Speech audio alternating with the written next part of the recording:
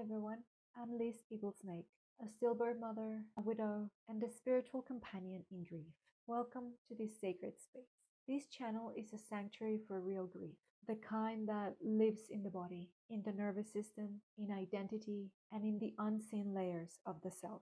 Here we talk about grief as it is actually lived, not rushed, not fixed, and certainly not explained away. Whether you're grieving a person, identity, a relationship, or a version of yourself that no longer exists, you are in the right place. Today's episode is very special for me as it will touch on a very particular subject, especially for women.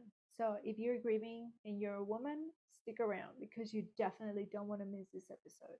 Grief and women's hormones, what the body is actually doing.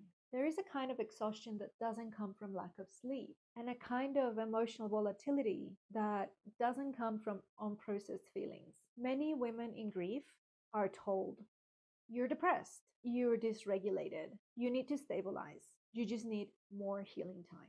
But very few are told the truth. Grief completely reorganizes the endocrine system, not metaphorically, not symbolically, but literally, physiologically. Grief is not just emotional, it is biological. When a woman experiences profound loss, the body does not register it as sadness. It registers it as rupture of continuity. Some of the signals of loss are the disappearance of safety, the collapse of predictability, the loss of co-regulation, the rupture of future orientation, the loss of a shared nervous system. The body does not distinguish between emotional loss, relational loss, or existential loss.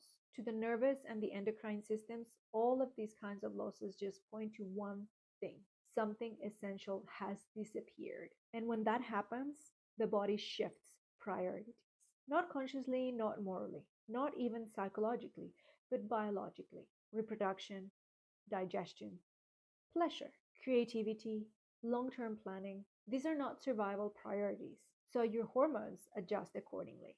So what actually changes in the body? In grief, especially prolonged, traumatic, or sudden loss, we often see things like cortisol staying elevated for prolonged periods of time or collapsing into exhaustion, disrupted progesterone and estrogen rhythms, delayed or absent ovulation, altered prolactin patterns, especially if you are postpartum or breastfeeding, thyroid downshifting to conserve energy, insulin sensitivity changing, sleep-wake cycles fragmenting, and all of these things can feel like anxiety spikes without obvious reasons, emotional flooding followed by numbness, brain fog, difficulty concentrating or making decisions, profound fatigue, loss of libido, inability to create, initiate, or plan, simply feeling not like yourself. And yet, none of this is pathological. It is adaptive physiology. The body is reallocating resources in the face of rupture. Another aspect that took me by surprise was the reality of breastfeeding, grief, and hormonal suppression. And this is rarely spoken about. But when a woman is both breastfeeding and grieving, the body is doing two enormous things at once. One is sustaining another life, and two, it's surviving the collapse of its own world. Prolactin rises while estrogen stays low. Ovulation may be delayed for months or even years. And this is not a failure, this is not deficiency, and this is not something that needs to be fixed. It is the body saying, now is not the time to go into the life-giving cycle. Now is not the appropriate time to expand. Now it's time to protect. And the absence of ovulation and menstruation are not something that is necessarily wrong just in itself. Often it is intelligence. And this is why sometimes you feel like you've lost yourself because hormones shape perception. So when hormones shift on top of the loss, your identity completely shifts or collapses. And this is one of the most distressing parts of being a bereaved woman. You may feel less expressive, less relational, less sexual, less creative, less future oriented, less interested in growth in general, productivity, or purpose. And the mind can often interpret this as I've lost my sense of aliveness, I am stuck in my grief, or I am losing momentum. But what is actually happening is different. The body has temporarily shifted from expression into containment, from expansion into consolidation. This is not negative. This is natural sequencing. And a lot of women attempt to override this by forcing yourself into more discipline, more productivity, more spiritual effort, more mindset work, forcing routines, or even getting back to normal. But the body is in conservation mode, and pressure does not motivate, threatens. So the system tightens even further, energy drops even more, symptoms increase. And this is why grief cannot be rushed without damage. The body will always choose protection over performance. And let's not forget that grief is a season, not a state. And the endocrine system is cyclical by nature, but grief interrupts cycles. It doesn't destroy them, but it puts them on pause. And the return of hormonal rhythm is not going to occur through willpower. It happens through safety, time, nourishment, consistency, reduced demand, feeling supported, and not feeling pressured to be okay. Not because you have processed everything, but because the body senses it can resume.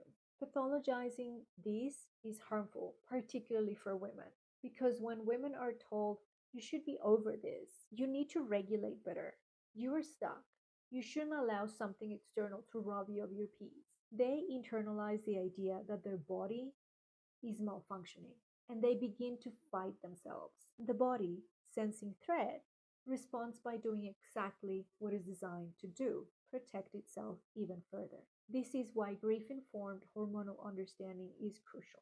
Not to optimize, not to fix, but to stop fighting against biology. If you are in this right now and your energy is low, your creativity feels offline, your emotions are strange, absent, or overwhelming, your body feels heavy or slow, it doesn't mean you are stuck.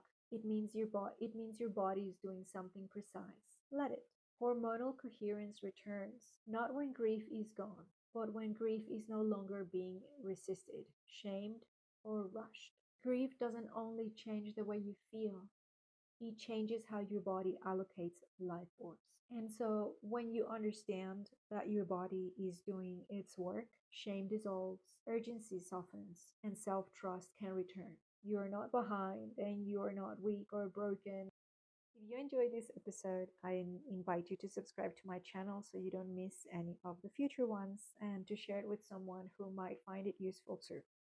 If you are walking through your own season of grief, I want to remind you that I work one on one with women and I also have a private community on School. All the details are in the description box below the video.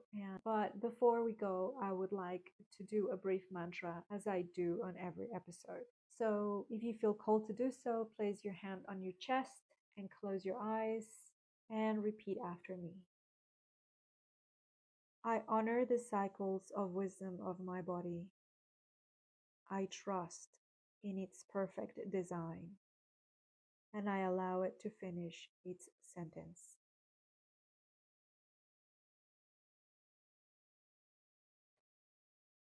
Thank you very much for joining me again. I am Liz Eaglesnake, and I welcome you to this sacred space.